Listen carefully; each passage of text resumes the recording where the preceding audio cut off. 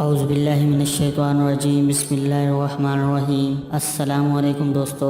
حضرت لوط علیہ السلام کی قوم انتہائی کبے اور مذموم فعل میں مبتلا تھی، یعنی ہم جن پرست تھے۔ حضرت لوط علیہ السلام کے مسلسل سمجھانے بجھانے پر بھی یہ قوم ٹس سے مس نہ ہوئی اور آخر اللہ کی ازلی سنت کے مطابق عذاب کا شکار ہو گئی۔ دوستو، اگر آپ ہمارے چینل پر نئے ہیں تو ہمارے چینل کو سبسکرائب کر لیں اور ساتھ بیل آئیکن پریس کرنا نہ بھولیں تاکہ لیٹسٹ ویڈیو آپ کو ملتی رہیں۔ لیکن قرآن سے ایک چیز یہ بھی ظاہر ہوتی ہے کہ یہ قوم ہم جنس پرستی جیسے قبیح فعل کے علاوہ دو مزید قبیح حرکتوں میں مبتلا تھی۔ اس میں ایک مسافروں کا راستہ روکنا اور دوسرا اپنی محفلوں میں سر عام فحش گفتگو کرنا تھا۔ جیسا کہ قرآن میں اللہ فرماتا ہے، کیا تم مردوں کی طرف مائل ہوتے ہو اور راستہ روکتے ہو اور اپنی محفلوں میں برے کام فحش گوئی کرتے ہو؟ تو ان کی قوم کے لوگ جواب میں بولے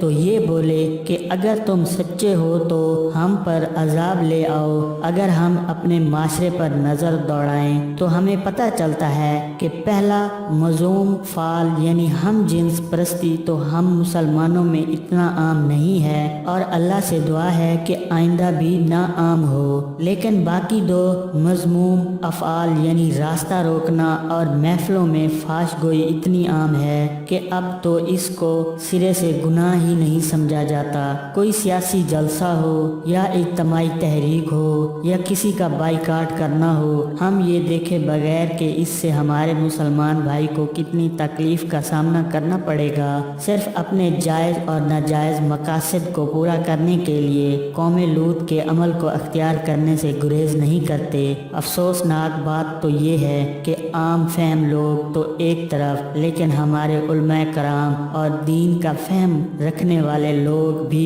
اس صفت میں کھڑے نظر آتے ہیں، یہ سوچے بغیر کہ اس مذموم فعل کی وجہ سے کسی مسلمان بھائی کی موت بھی واقع ہو سکتی ہے۔ اور اسی طرح محفلوں میں فحش گوئی کو بھی برا نہیں سمجھا جاتا اور اب یہ ایک فیشن کی صورت اختیار کر گیا ہے، حتیٰ کہ اگر دین کا فہم رکھنے والا اس کو برا تصور کرتا بھی ہے تو اس کو روکنے کا کوئی قدم نہیں اٹھاتا۔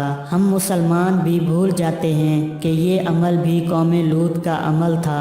آخر میں نبی کریم صلی اللہ علیہ وآلہ وسلم کا فرمان مبارک پیش ہے، جس نے بھی کسی قوم کی مشابہت اختیار کی قیامت کے دن وہ انہی کے ساتھ ہوگا۔ کیا ہم میں سے کوئی اس بات کا خواہش مند ہے کہ قیامت کے دن وہ قوم لوط کے ساتھ ہو؟ اللہ سے دعا ہے کہ ہمیں ہر برے عمل سے بچنے اور گناہوں سے معافی طلب کرنے کی توفیق عطا فرمائے، آمین۔ اگلی ویڈیو تک کے لیے اللہ حافظ، والسلام۔